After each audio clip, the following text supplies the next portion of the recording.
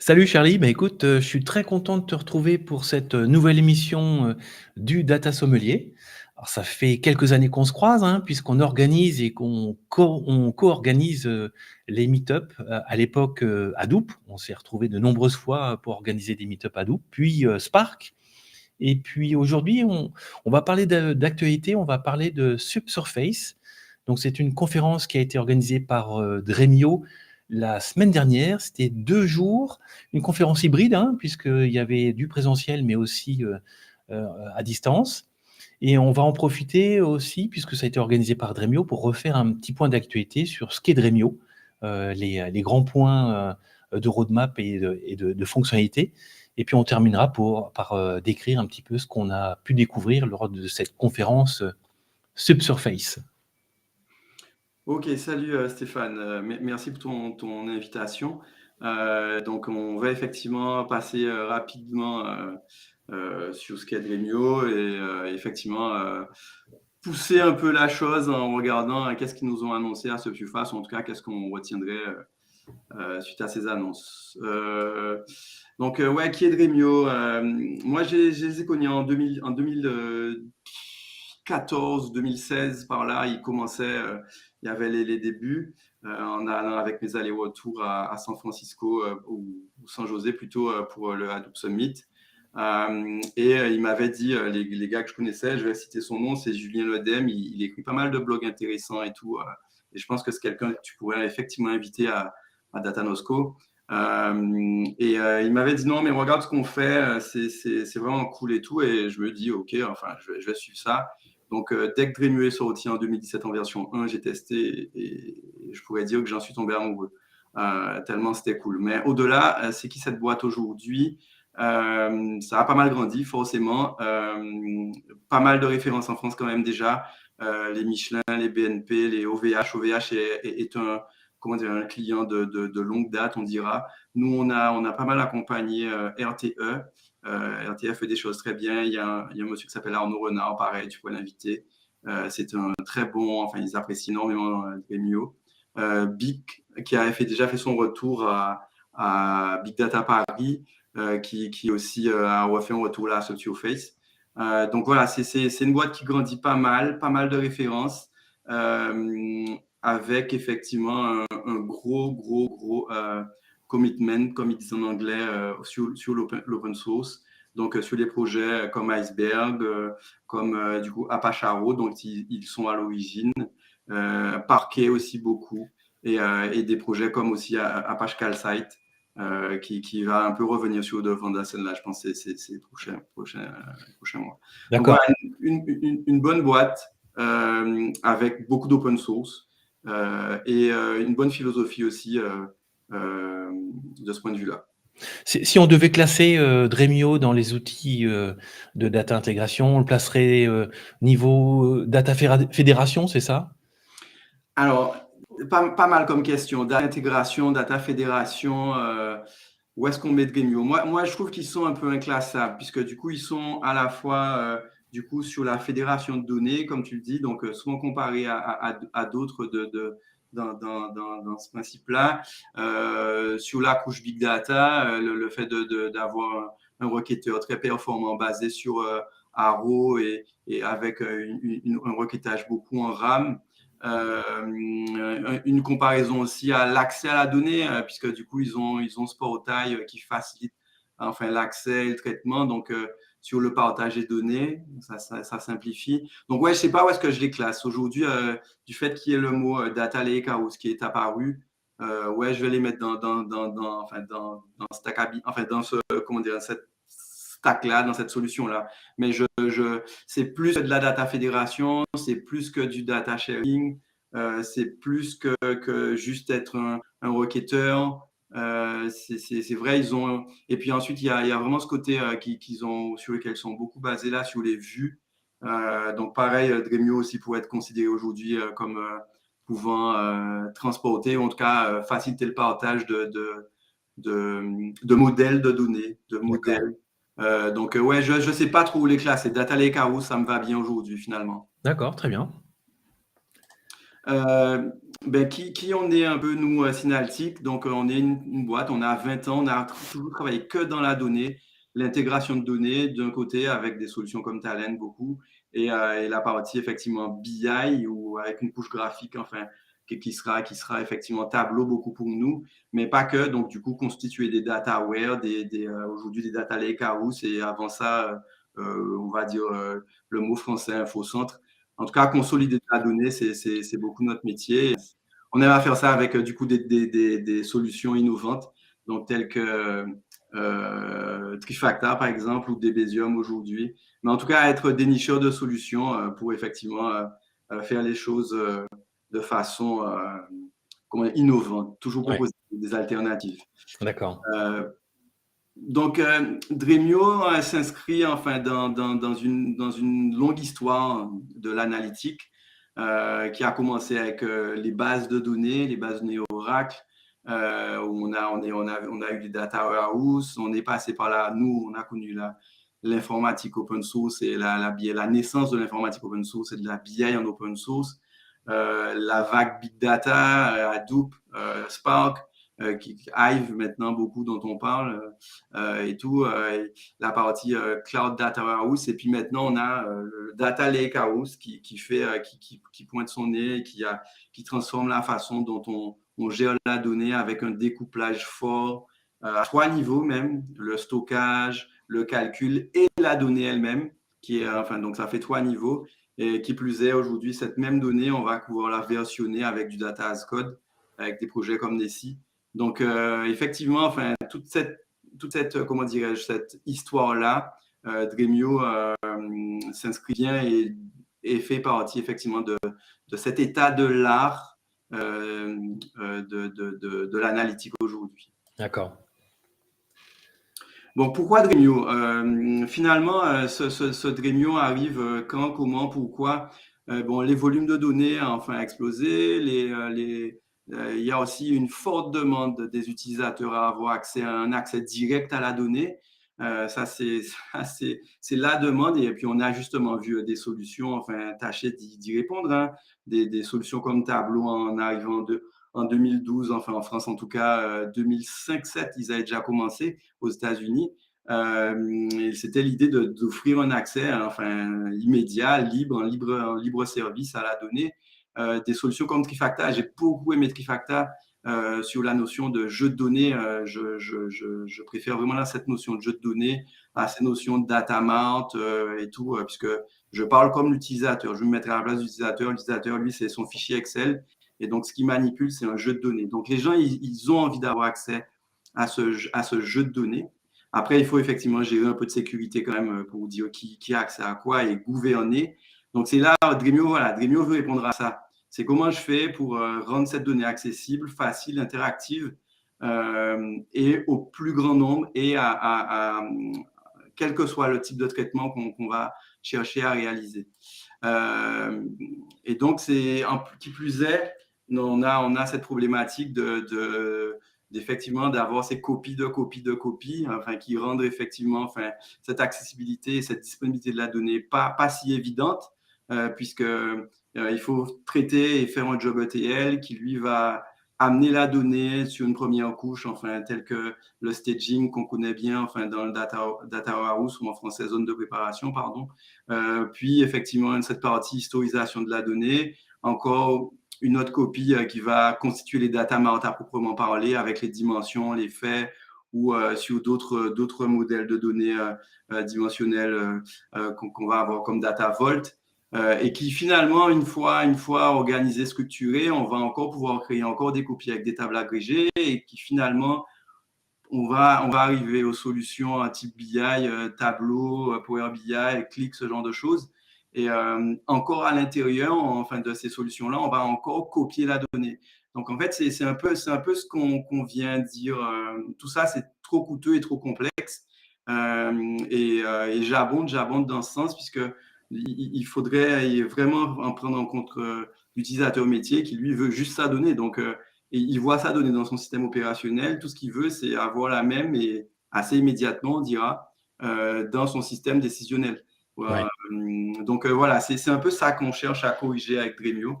en apposant effectivement enfin, une couche au milieu et qui vient construire effectivement, faciliter enfin, qui apporte une productivité certaine, puisqu'on va éviter au maximum des copies de données et je dirais des jobs ETL, enfin, de l'intégration de données explicite, c'est-à-dire où on doit effectivement bâtir explicitement donc, et les gérer des copies de données enfin, par un développeur ou ce genre de choses. Ici, Oui. enfin, l'idée, c'est on va effectivement amener enfin, la donnée ou se connecter directement à la donnée, telles les bases de données, et on va construire des vues enfin, au-dessus de ces données de façon à les raffiner le plus possible et qu'elles soient le plus prêtes à l'emploi pour l'utilisation qu'on va en faire. Aussi bien un reporting, aussi bien un traitement, enfin, finalement, d'intégration de données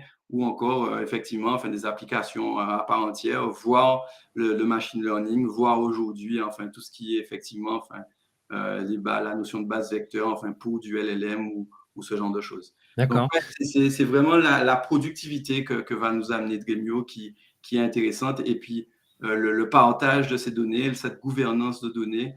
Dremio a été effectivement pensé, et puis j'avance dans mes slides. Oui, pourquoi Dremio va être une bonne solution pour l'analytique en libre service, éviter le vendor locking parce qu'on s'appuie énormément sur tout ce qui est, comment dirais-je, couche de données standard, enfin format de données standard, du iceberg, du parquet. Donc, on évite d'enfermer l'utilisateur, emprisonner l'utilisateur dans des formats de données enfin, qui lui obligeront par la suite à recopier cette donnée-là par ailleurs et dans d'autres formats. Et après, c'est très performant donc, parce que enfin, Dremio est énormément basé sur un traitement de données en RAM. Et Ouais. oui, enfin, là où je voulais arriver, et puis j'y vais, hein, je suis rapide, désolé, mais on aime à dire qu'aujourd'hui, enfin, le fait d'employer Dremio, enfin, ça serait presque sublimer une architecture que vous avez. Et je sais que le mot sublimer est fort, mais par exemple, même si vous avez du Snowflake, pour ne pas le citer, eh bien, vous pourriez vouloir enfin, réduire vos coûts Snowflake. Bah, OK, vous pouvez très bien continuer à garder enfin, vos données enfin, dans Snowflake, mais éviter effectivement qu'il y ait enfin, du requêtage et du requêtage enfin, qui soit fait par chaque utilisateur. Mais bon, c'est le modèle aussi économique de Snowflake. Et en tout cas, en posant Dremio devant et entre finalement les outils BI et Snowflake. Et comme ça, enfin, Dremio enfin, se ferait fort de mettre en cache les données et éviterait que vous allez retaper ou requêter à nouveau dans Snowflake. D'accord. D'accord. Donc, c'est vrai que là-dessus, il est assez original dans son positionnement. Il va fonctionner aujourd'hui avec du DBT parce qu'on a les plugins qui ont été faits par la communauté d'abord et repris par Dremio.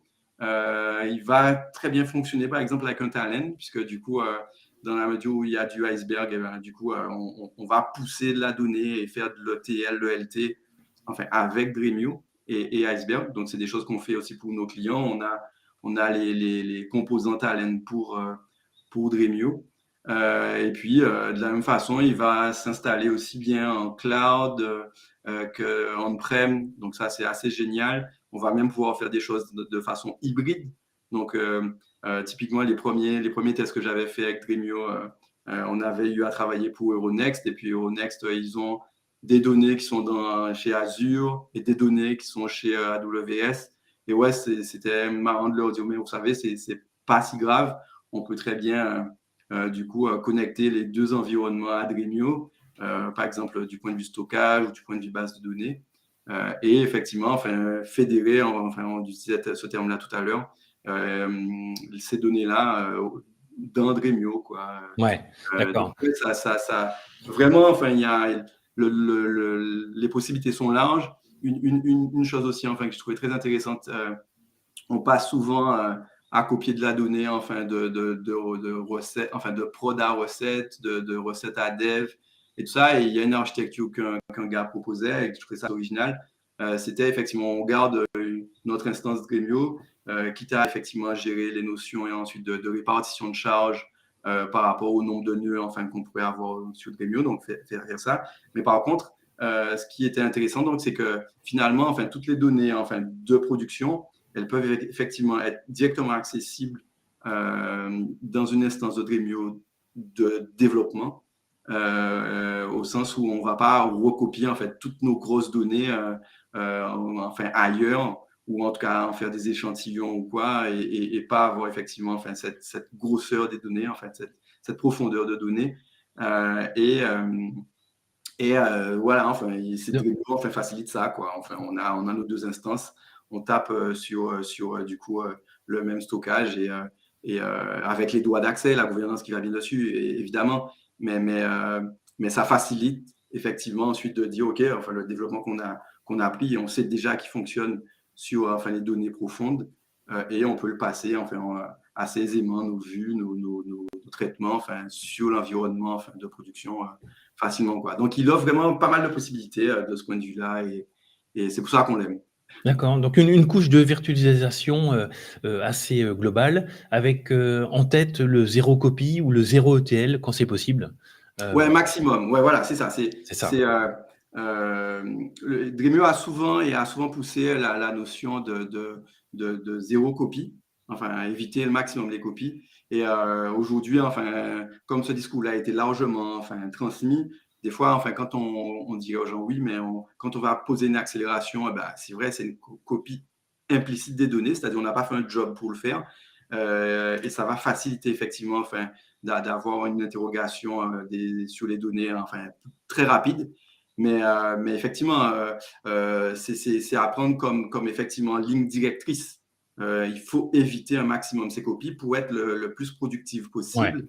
Et aussi, la prolifération de copies présente un autre désavantage, c'est en termes de gouvernance, eh bien, on a plus à faire, quoi. Il faut effectivement enfin, tracer l'ensemble des copies qui a été faites, qui a eu accès à ces copies, enfin, quelque part, pourquoi en faire, quelles étaient les colonnes qui ont été transmises, est-ce que le masking a été respecté. Donc, c'est vrai que cette prolifération de copies engendre comment un surplus de travail et c'est pour ça aussi qu'il faut les éviter. ouais et puis sans parler du côté GreenOps, hein, on cumule et puis ça fait des montagnes de données à archiver, Ouais, aussi, à Subsurface, il y a eu effectivement parce que du coup, on va aller voir ça tout à l'heure, enfin, les annonces qui ont été faites, mais il y a eu pas mal de retours et il y a eu le retour d'une compagnie, enfin, je dis d'assurance, je crois, je me rappelle plus de son nom, où effectivement, ils présentaient comment ils ont réduit leur coût avec Dremio dans une infrastructure Azure. Si je retiens un peu, il disait réduire les coûts enfin, en 30 ou 50% et en même temps aussi gagner en productivité et surtout gagner aussi en quantité de données enfin, qui pouvaient être traitées en même temps. Donc oui, côté GreenOps, ouais, ben, ça fait qu'effectivement, ça fait moins d'infrastructures, enfin, ouais, ressources d'infrastructures très bien. utilisées pour effectivement traiter la même quantité de données, quoi. Bah, écoute, Donc, je te propose qu'on switch justement sur, l'actualité, Subsurface. Donc j'ai pu assister à la première journée, c'était un événement sur 2 jours, vraiment bien fait, je trouve. Donc déjà en termes de contenu évidemment, tu vas en parler, mais aussi dans l'approche, hein, c'était en présentiel, un accès distant et toutes les présentations se sont vraiment bien enchaînées. C'était, si on arrivait en retard pour une présentation, on pouvait faire un replay quasiment instantanément. C'était vraiment très facile d'accès. Donc j'ai ouais, vraiment c'est ça, tu apprécié. as complètement raison. Et encore aujourd'hui, on peut s'inscrire et puis revoir C'est les talks, quoi, on dira, enfin les voilà. retours ou les conférences, en tout cas, en différé. Il y a un replay, ouais. Et puis, je pense après, on les retrouvera tous sur YouTube, tout ça, enfin, un grand classique. Ben ouais, j'ai pas fait de slide ou quoi. Et donc, effectivement, vu que tu présentes des écrans et tout, ça va pas être très visuel, mais en tout cas, côté Dremio, ils ont fait le taf correctement là. C'est-à-dire qu'ils ont fait pas mal d'articles de blog là pour expliquer tout ce qui arrivait dans Dremio ou tout ce qui est dans cette nouvelle version, enfin qu'ils ont livré avec la conférence. Donc, l'idée, c'était effectivement reprendre un peu ces articles de blog et s'arrêter dessus pour faciliter enfin, cette appropriation des annonces. Donc, voilà, j'avais ouvert quelques onglets. Donc, bon, le fait d'améliorer le moteur, hein, le moteur de requêtage. Donc, faire en sorte que les traitements complexes et larges puissent encore mieux tenir enfin, dans Dremio. Donc, ça, c'est pas mal. Nous, de ce point de vue-là, on n'a pas trop on a des traitements qui, dans Dremio, enfin, tiennent bien la route. Enfin, ils sont larges, ils sont costauds et c'est pour ça qu'ils durent autant. Mais par exemple, on a des traitements qui ont duré 15 heures et ça s'est bien passé. Donc, si c'est amélioré maintenant, c'est vraiment, vraiment pas mal. Donc, une meilleure gestion, effectivement, enfin, de la mémoire. Donc, ça fait que Dremio, de ce point de vue-là, enfin, on peut vraiment l'utiliser pour calculer. C'est aussi ça qui est très important, c'est que Dremio, ce n'est pas que pour servir enfin, des requêtes interactives rapides pour les utilisateurs. Maintenant, on peut vraiment enfin, l'utiliser. Enfin, ça fait un bon moment qu'on peut l'utiliser comme ça, mais je pense que vu que Dremio communique dans ce sens aussi maintenant, j'ai zéro mal à dire pareil qu'eux. Vraiment, prenez Dremio. Comment dirais-je, ça peut vraiment aider en lieu et place d'un Hadoop ou d'autres solutions de ce type pour vraiment calculer. Enfin, on amène la donnée dans Iceberg, on a ce qu'il faut en termes de DML, de tout ce qui est insert, update, tout le côté transactionnel et faire tous nos traitements ELT, ETL, on va dire au-dessus de Dremio. Et donc, cette partie-là est vraiment bienvenue pour renforcer effectivement enfin, cette capacité de Dremio. Et juste une petite question, les nouvelles fonctionnalités concernent la version open source d'origine ou là on discute déjà des packaging enterprise? Ok. En fait, tout ce qui est enfin, moteur dans Dremio, on va enfin, généralement le retrouver dans la version open source, la version communautaire. Il y a pas de différence. Et la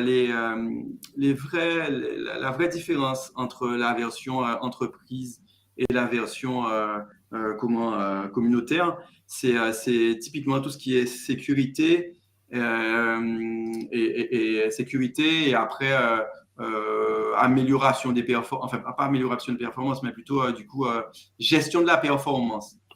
Pour cloisonner par exemple des traitements et tout.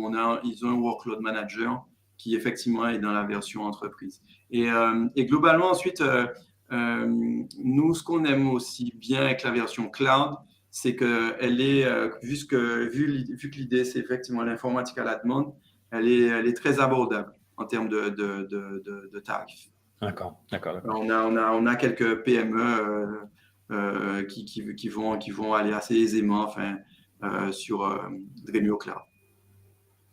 Ok, pour continuer, ben, si effectivement on a des traitements qui peuvent être, enfin, c'est normal qu'ils soient longs et tout ça, parce qu'on les fait enfin, sur des gros volumes et tout, vu que Dremio s'inscrit là-dedans. Eh ben, de la même façon, eh ben, ils vont amener enfin, plus d'outils là pour observer comment ça se passe dans Dremio. Donc, l'interface de Dremio pour suivre les jobs est déjà pas mal bien faite.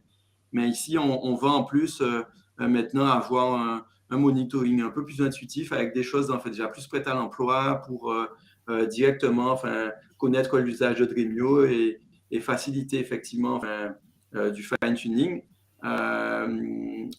Donc, par exemple, dans l'interface graphique, on va directement retrouver les requêtes qui sont les plus lentes, les utilisateurs qui sont les plus consommateurs et tout ça. Donc, c'est pas mal intéressant. Ensuite, Dremio va maintenant aussi offrir plus d'outils d'export enfin, pour s'intégrer à des outils de monitoring enfin, classiques, du Datadog, du Splunk, du Prometheus. Donc ça aussi, c'est vraiment enfin, intéressant. Et puis, d'autres choses aussi un peu plus enfin, plus de sécu là, sur les aspects, comment dirais-je, Volt ou quoi, enfin, pour sauver des clés, ce genre de choses. Donc, un peu plus de sécurité donc, pour gérer tout ce qui est privilège. Pendant que j'y pense, une amélioration qui est apportée aussi sur la partie dont on a parlé tout à l'heure, sur les performances et la mémoire. C'est effectivement la capacité enfin, je crois que j'ai perdu ce que je voulais dire. Mais en tout cas, vraiment, enfin, des améliorations sur ces parties-là. J'avance, le temps passe.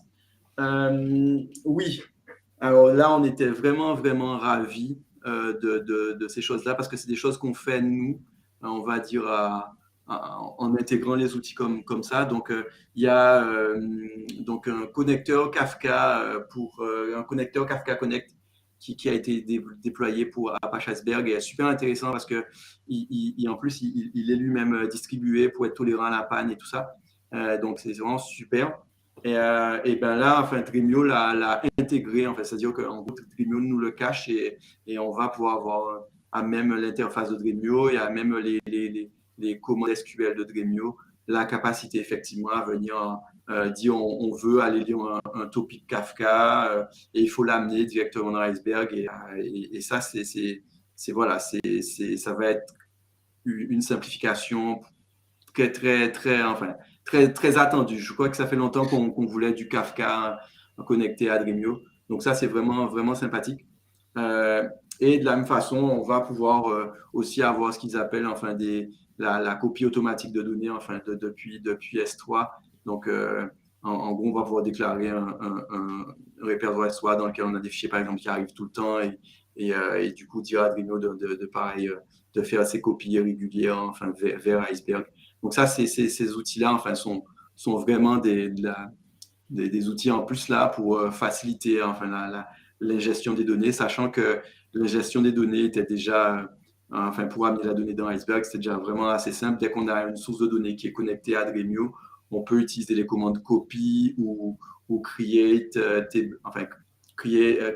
table as select pour effectivement amener de la donnée enfin, dans Iceberg et enfin, du coup s'en servir comme première couche, gérer tout ce qui est historisation. Donc ça, c'est vraiment enfin, pas mal. Ouais. Et puis c'est une société de plus, Dremio, qui pousse Iceberg. Ah oui, alors là, Stéphane, si tu me lances sur effectivement Iceberg et qui l'a adopté et tout, c'est clair que c'est quelque chose que je suis énormément. Donc, rien que la semaine dernière, on a eu quand même deux importantes annonces de ce point de vue-là. On a Salesforce qui a sorti un connecteur pour Salesforce où il dit il va faciliter l'accès à toutes les données et tout. De ses clients enfin, qui sont enfermés. Donc, par une simple URL, les clients de Salesforce vont pouvoir enfin, déclarer dans tous les outils qu'on connaît, enfin, autant Dremio que les autres, l'accès à un catalogue Iceberg des données enfermées dans Salesforce.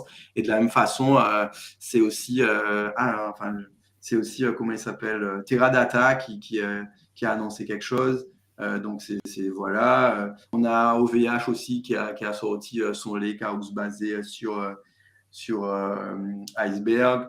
Donc, ouais, il est largement adopté maintenant. Moi, je pense que je vois le fait que du Databricks ou du OneHouse avec leur cross table, là, je vois ça plutôt comme, OK, on va suivre aussi le mouvement pour effectivement faire avoir Iceberg au catalogue, quoi. Ouais, mais il y a un mouvement de fond pour Iceberg, on dirait, hein, une adoption assez globale. On commence à le Ouais, je pense percevoir. que ouais, le standard pour l'analytique on va dire que ça va être celui-là et tout. Et qui sait, peut-être qu'un jour ça pourrait aller plus loin. Enfin, en tout cas, avoir un truc du même acabit sur le transactionnel, ça serait pas mal aussi. Oui, en termes de, ouais, Dremio a beaucoup communiqué sur effectivement, enfin, optimiser les coûts dans le cloud, optimiser les coûts enfin, de son infrastructure data. Grâce à Dremio, on a eu pas mal de talk là-dessus durant Subsurface, à la fois en introduction avec les keynotes et à la fois effectivement, enfin, en termes de conclusion avec des acteurs, enfin des clients qui sont revenus présenter leur cas d'usage et tout. Et puis ici, oui, c'est ça, comment effectivement enfin, éviter d'avoir des coûts trop importants. Donc voilà, il y a le blog qui rappelle ça, comment optimiser ses coûts, gérer effectivement la notion d'historisation, faire en sorte à n'avoir que les informations qu'en un seul endroit, centraliser, et éviter toujours pareil trop de copies. Et puis, ce que je rajouterais donc pour conclure, puisque je vois que le temps, on y est là, c'est vraiment le côté data as code. Donc, Tomeo Shiran, le CPO de Dremio, a bien insisté là-dessus aussi. C'est vrai que ça transforme la façon dont on gère la donnée, enfin, le fait de versionner cette donnée. Et puis, on le projette autant dans la partie finalement open source que chez Dremio, avec Nessie. Et maintenant, Nessie est intégré directement à Dremio. Donc, pas besoin de le réinstaller à côté. Enfin, j'ai pu faire ça moi-même aussi. Et donc, on va vraiment pouvoir avoir une nouvelle façon de gérer ces projets en termes de gouvernance. Avant, on avait du bac à sable, donc peut-être on peut abandonner ces idées-là de bac à sable, simplement créer une nouvelle branche sur la donnée. Faut savoir que quand on crée une branche avec Nessie, on ne recopie pas la donnée. Donc ça aussi, c'est super important. Ouais. Donc, enfin, voilà, on va copier cette branche, on va donner accès à cette branche à qui va bien. On va pouvoir réaliser nos traitements. C'est un traitement one shot et on a voulu vérifier quelque chose, eh bien c'est bon, on supprime la branche. C'est un traitement enfin, sur lequel on voulait apporter des améliorations à la donnée, à sa structuration et tout, et à son enrichissement. Eh bien, on va pouvoir effectivement dire à un moment donné, OK, on peut merger sur les données principales. Donc, vraiment, enfin, des nouvelles façons enfin, de gouverner, de gérer enfin, des projets de données. Et aujourd'hui, c'est dans Dremio, quoi. Ouais, écoute, super, merci Charlie. On mettra les liens dans le mémo qu'on va rédiger. Comme ça, tout le monde pourra avoir accès à ce blog, à ces articles. Et on fera un petit rappel sur les conférences qui sont en replay déjà disponibles. Donc, on invite tout le monde à aller voir ce qui se passe du côté de Dremio et Ouais. du côté de cette conférence Subsurface. Alors, d'où vient le nom Subsurface, tu sais, ou pas, non? Je ne sais pas, mais en tout cas, faut savoir que assez tôt, et donc le côté par rapport à Iceberg, moi j'avais avec Arnaud Renard des RTE assisté à une présentation spécifique dédiée à RTE de Tomeo Shiran, et toutes les questions auxquelles on lui posait, elle nous disait OK, enfin, ça sera résolu avec Iceberg. Et j'avoue qu'à ce moment, j'avais pas encore de recul sur Iceberg et je comprenais pas tout. Et ils avaient déjà leur idée en tête. Donc le côté, Ouais. ouais, voilà, enfin le narval, je sais pas si le narval vit lui-même dans des eaux glacées, mais en tout cas, ils avaient eu une vraie idée de ce qu'allait être Iceberg pour Dremio. Et donc, Subsurface, certainement, effectivement, l'aspect Iceberg. Ouais. Bon, Je mais sais pas d'où ça vient. Et, oui, c'est ben justement, enfin, pour inviter les gens à la semaine prochaine, du coup, je sais pas quand est-ce que tu vas diffuser ça, mais il y a aussi une conférence Iceberg qui va être très intéressante. Je vais regarder. Bon, ça sera de très bon niveau, puisqu'ils vont descendre assez profondément enfin, dans l'aspect technique des choses. Mais ça vaut le coup de s'y intéresser d'ores et déjà et comprendre les impacts que Iceberg va avoir effectivement dans la gestion de données. effectivement, moi je vais essayer de pas tarder pour mettre cette vidéo en ligne. Et puis, effectivement, l'Iceberg Summit, je crois que c'est le 13 et 14 mai, la semaine prochaine, il me semble. C'est ça. Voilà, donc j'espère être suffisamment rapide pour mettre tout ça en ligne. Bon, en tout cas, Charlie, merci beaucoup pour cet éclairage subsurface et puis de ce qu'est Dremio. J'ai l'impression qu'il y a beaucoup de choses à montrer encore, donc Ouais. ce sera avec plaisir de refaire des épisodes supplémentaires pour rentrer un peu plus dans le détail sur cette partie Lakehouse, sur cette partie virtualisation, la connectivité Iceberg. Il y a plein de choses à regarder. Yes. Mais écoute, Okay. merci à toi, Charlie. Mais Bonne soirée. Merci à toi aussi, Stéphane. Et à très bientôt. À très bientôt.